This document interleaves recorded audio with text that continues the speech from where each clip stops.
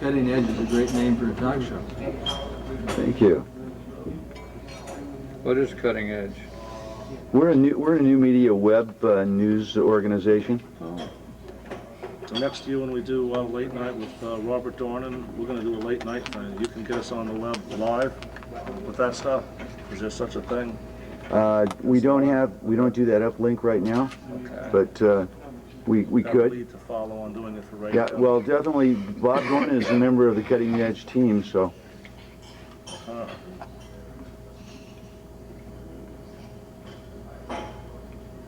whatever happened to Bob Dornan's brother? Don't know about that. Don. Don Don Dornan, Dornan, the photographer for Life magazine. Yeah, he was the photographer for Barry Goldwater in that '64 campaign too. That's Well, he was what I one meant. of them, definitely. Yeah, He was a friend of mine. yeah. No, he flew the plane. No, didn't fly the plane. He flew on the plane. Is he still alive and around? I don't know, you know, Don was ate a lot. He was, Yeah, and fat too. yeah, that's what I'm talking about. So, he stayed heavy for a long period of time. Save one to tell him to write that one while I'm talking to him. Just get the two down that way. Oops.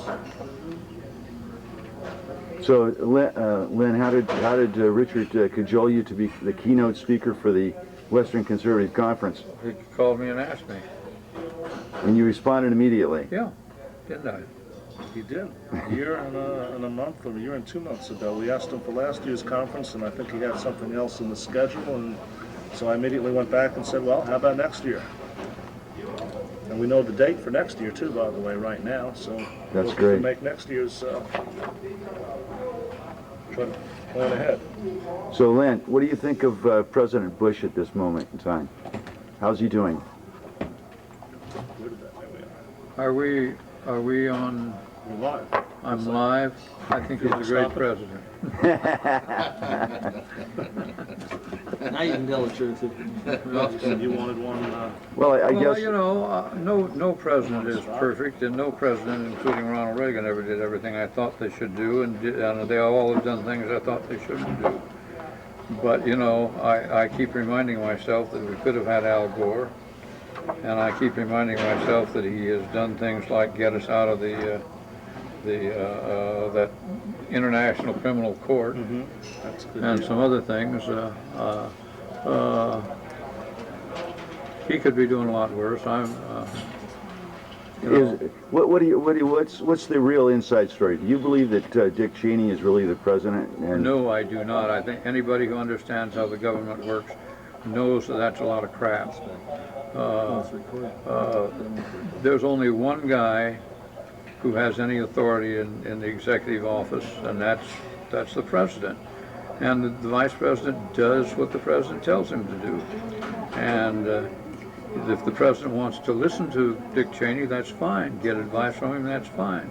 But to say that Dick Cheney is making decisions is just nonsense. one of the things that we want to know is, you know, 9/11 changed a lot of the playing field dramatically from possible other visions of what the history would be. Tell us, if you can, what effect do you think 9/11 had on the conservative movement? I don't know. I think it's too early to tell. I think we have to wait and see a little farther down the road what the final actions of this country are and this president. I think if anything, 9/11 certainly helped the popularity of the president, and if any of that popularity rubs off on Republicans, then it helps Republicans as opposed to helping just conservatives. Well, let's ask about this Homeland Security situation. It hasn't been used. What do you think of Governor Ridge and what he's doing to combine all of the efforts of the government for Homeland Security? Well, I don't know Governor Ridge. I think he's had an impossible job because I think he's had a job without any authority that has been given to him by law. He's been given to him by the president, but he's had no budget. I don't. You know, I don't know whether anybody could have done a really good job under that situation. What will happen when we get this new Homeland Security Department? I don't know, and I don't know because I don't know what it's going to come out like, because we know what the president asked, but we don't know what the Congress is going to do. Well, let's talk about something you do know something a great deal about, and that's what our Governor or rather Senator Ashcroft, and now Attorney General Ashcroft is taking over, and is, you know, as you said, they passed the Patriot Act and so on, and basically what does that really mean to Americans in the long term? Have we really lost a lot of our individual liberties, or are we going to get them back someday? Well, I don't know. If you've done any flying recently, you'll see that you've lost some of your individual liberties. And I think that liberties that we lose because of 9/11, I don't see us ever getting them back. The thing that I think we always have to worry about is how far the American people are going to let the government go in taking their liberties away from them. And you know, we'll have to wait and see. I'm not a prophet. I can't predict what's going to happen. We need to wrap up and let him move on. All right. Well, Lynn, one last question, if you will, and that's, of course, we're in a conservative Western Conference, and we couldn't leave this conversation without talking about firearms, and especially California firearms laws are become quite invasive over this year. At the national level, we're talking about pilots having firearms aboard planes and so on, which would be positive in some people's eyes and not so much in others. What's your read on firearms ownership in the United States right now? Well, you know, of course, you have the anti-gun people out there always working, but I think that I think that there's a lot of movement in this country to give people guns. You can see more and more states are voting concealed carry laws and so forth. So I'm not. I'm always concerned because people want to take away our liberties, and that includes the right to bear arms. But I don't see any sign that they're going to succeed on a national level in taking away our guns. We're not going to wind up like, say, the English have. Lynn Knopfseger, thank you so much for joining us on the Cutting Edge. The United States Justice Foundation, is that correct? Yes, sir. Well, tell us about that. Tell us about your organization, what you do. Well, the United States Justice Foundation is a public interest legal action foundation from a conservative Christian perspective. We were founded in 1979 by a group of attorneys who were concerned about the success of liberal legal groups like the NAACP Legal Defense Fund, MALDF, and the ACLU in challenging laws on a regular basis and overturning the will of people. Prop 187 is a good example from California, Prop 209, the attempt to overturn that, Proposition 13. All of these legal groups are constantly trying to overturn initiatives of the people or laws passed to protect the people. So we founded this group back in 1979, originally with 3 attorneys. Well, let me ask you this. Do you actually help create some of these initiatives that go on the ballots? We have helped draft some laws that are actually been enacted, especially in the education area. We have done critiques of numerous laws, both on the federal and state level, where we thought that the laws were unconstitutional or had unconstitutional vestiges or would cause problems with constitutional rights in individuals. We have also been involved somewhat peripherally in the initiative process. I was quoted extensively in one initiative as to its constitutionality in the argument that was put out in the voters pamphlet that was distributed statewide for statewide. Which one was that, Gary? You would have to ask that. I'm sorry. I'm sorry. Just wanted to know. I could find that out for you, but to be quite honest, I don't remember off the top of my head. Well, what brings you here to the Third Western Conservative Conference? Well, we've been a sponsor of these last 3 years, Western Conservative Conferences. We were a primary sponsor. We were a co-sponsor of the first Western Conservative Conference about 10 years ago, and then, of course, of these 3 that have gone on the last 3 years. Since 1979, we've been a sponsor every year of the National Conservative Political Action Conference back in Washington, D.C., and now in Northern Virginia. And we are involved heavily in litigation from a conservative and Christian viewpoint, and especially involving matters concerning California citizens. For instance, we're the group that's filed the lawsuit challenging the $43 billion in long-term energy contracts that Governor Davis signed last year. Those contracts require California taxpayers and ratepayers, because there's going to be a tax levy put against all of us to pay for this, to pay for energy prices at between 5 and 10 times the going current rate. In other words, the contracts require us to pay up to $160 per megawatt hour, where current spot prices are $15 to $30 per megawatt hour, and we are challenging that in court. So let's place a little blame, Gary. You're right involved in this whole energy crisis in California. Who's really at fault? Gray Davis, the energy companies, big money, the oil companies? Well, the many energy companies were being greedy. But the problem is that Gray Davis was being stupid. Gary Creep, thanks so much for joining us on The Cutting Edge. Thank you. Thank you, sir. Bill Back, you're visiting the third annual Western Conservative Conference. First of all, tell us who you are. I'm Vice Chairman of the California Republican Party, a resident of Northern California in Yuba County. And what brings you here to the conference this year? I wanted to get the benefit of the latest philosophical thinking by leading conservative thinkers. And who do you put in that category? Give me a couple of leading conservative thinkers. John Stews. I would put Mike Spence in that category. I would put Creep in that category. Lou Uhler is just a great thinker. Now, have you been to, there's been 3 of these conferences so far. Have you been to all 3? Nope, this is my first one. All right. Were you invited to the other 2? Quite frankly, I don't remember. I may have been or may not. Well, let's talk a minute about the conservative movement in America right now based on the events of 9/11.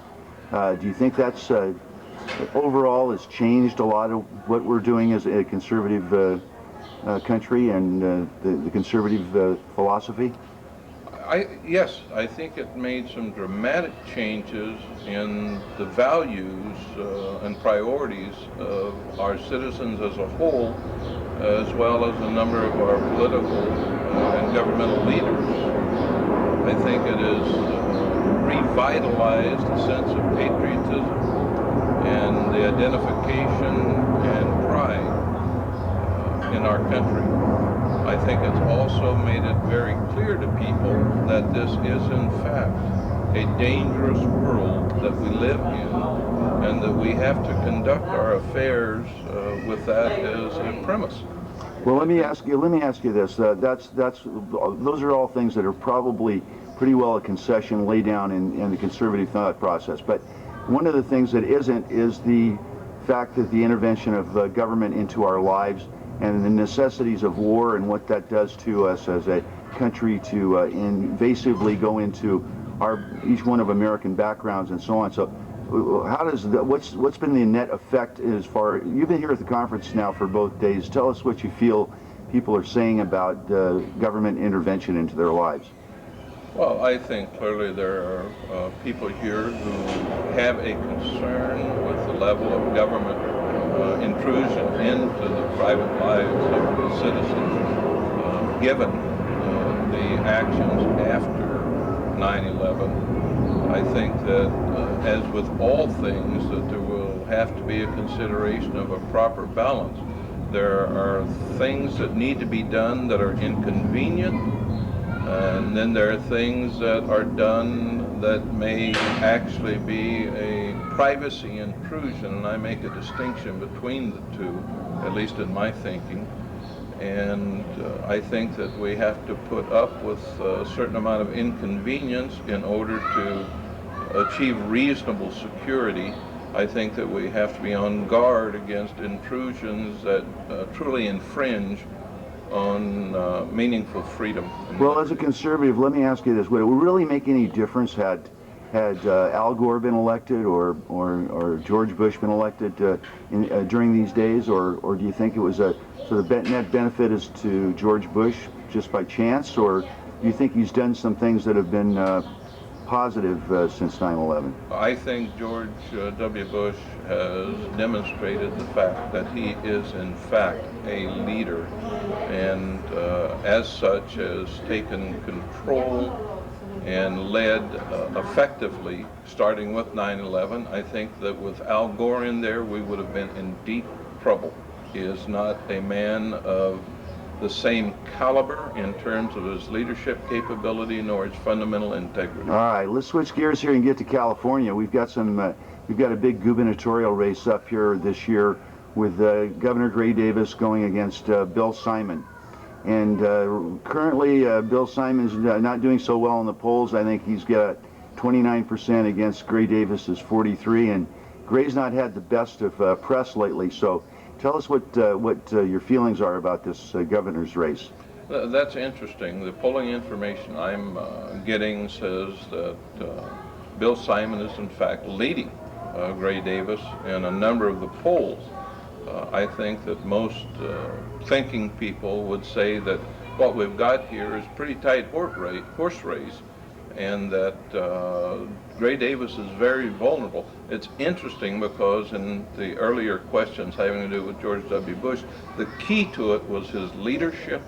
I think he's demonstrated that in spades. And You're talking about Bill Simon now? No, I'm shifting. All right, okay. I'm going from Bush to Bill Simon. All right. That was the fact with George W. Bush. I think that the issue that we have now in California is in fact leadership or lack of leadership by Gray Davis that's had a disastrous effect on this state, and that Bill Simon is again a leader, a demonstrated leader who will be taking over this government and taking on some of the challenges that Gray Davis tend to ignore. Well, you know, what's interesting about your comments here is that the polls are suggesting this may be the lowest voter turnout for a governor's race in many, many years. What do you think that's the people of California are saying about both candidates at this point in time? I don't think it's so much as saying it about both as I think there are two factors. One, it's fairly early to make that determination, one, and two, it would be my opinion that we're going to see a substantial reduction in voter turnout by the Democrats because the Democrats are generally pretty disgusted with Gray Davis themselves. I hear this from a number of different sources. We have a number of Democrats, for instance, who are shifting their registration from Democrat to Republican just because of Gray Davis.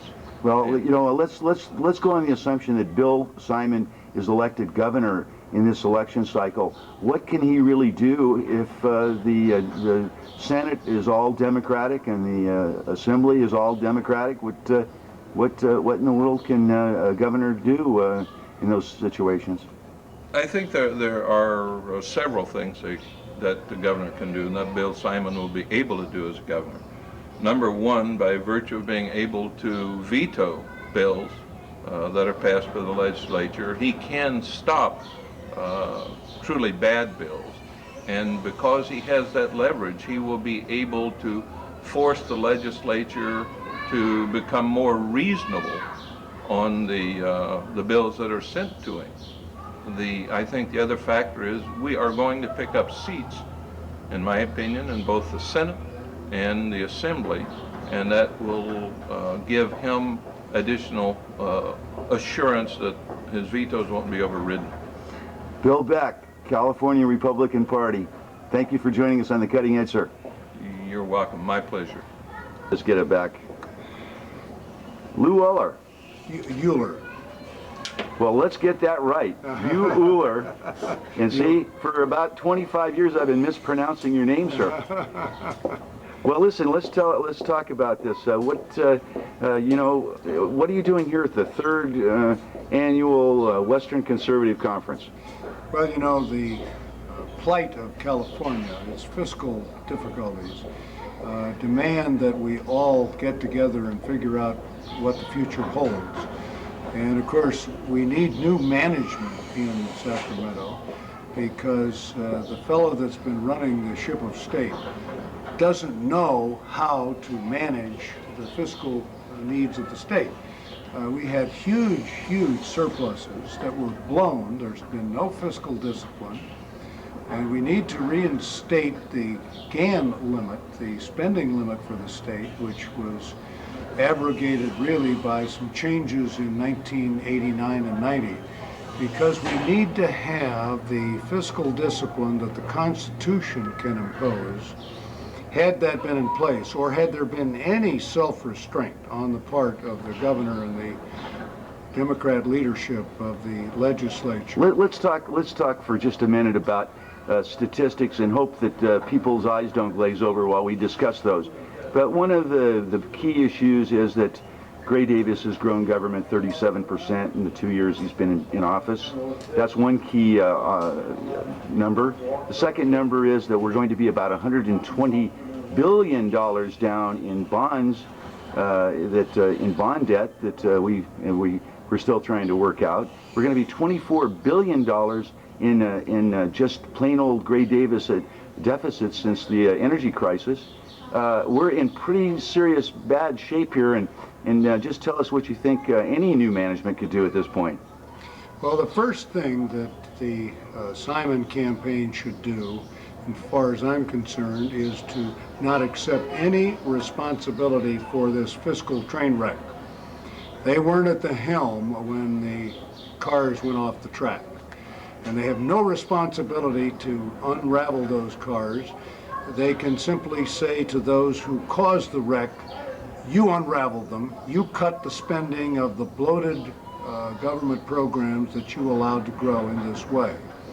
Now, assuming Simon is elected, yes, he is going to be challenged because we will have some bonds we have to pay off and all kinds of things, but he has pledged no new taxes, and we can get through this without taxes. We may need some short-term borrowing, etc., but it's mostly a spending problem, and that's what he'll take care of. One of those things that every time we talk about this over this period of time since the campaign began was really about the fact that there were going to have to be major cuts.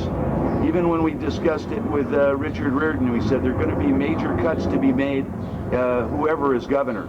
And no one wants to deal with the cuts and where those cuts would have to take place if we followed what you're saying. So let's have a blank sheet of paper here and tell us where the first cuts would have to come from. No, what we have to do is we have to start with the first budget that Gray Davis inherited, which general fund was $57 billion. And if we'd had orderly growth today to today's budget, we'd be at about 66 or 67 billion, which are the level of basically current revenues. So all you have to do is look at the areas of the budget that were bloated and restore them to what would have been an orderly growth instead of this extraordinary growth. Now, you may call that cuts. I simply call that orderly growth from what Gray Davis inherited. Well, the Senate and the Assembly of California aren't assisting really much in cutting back on costs. They seem to be continuing to spend more money on things rather than less. Should we maintain the current, you've got the Democrats with a sizable majority in both of those bodies. How are we going to stop that? Well, there's only one way to do it, since we can't change the composition of the legislature overnight. It'll take a while. We need a guy who is at the helm of the ship of state, Bill Simon, hopefully, to just say, hey, don't send me a budget bill that is out of balance here, because I'll veto it. So he can discipline the process by what he tells them he's going to do, and by the budget that he presents that will be in balance and will take care of this over time. Well, let's answer the question that everyone is sitting here wanting to know, and that is, let's take the worst case scenario. Gray Davis is reelected. There's a majority of Democrats in both houses in California, and what do the people of California do in order to solve the problem then, if we just follow that scenario? Well, what we will need to do no matter who is elected governor, is to restore the integrity of the spending limit we've known as the GAN limit, so that government may not grow faster than the ability of the people to pay. And then those whom we elect have the opportunity to determine how to raise the money and how to spend it, but not to determine how much. That's the people's authority through the spending limit. Sir, thank you so much for joining us on The Cutting Edge. Really a pleasure. Richard Delgadio, is that the correct spelling? It's close enough, Del Gaudio. Yes, sir. Tell us about the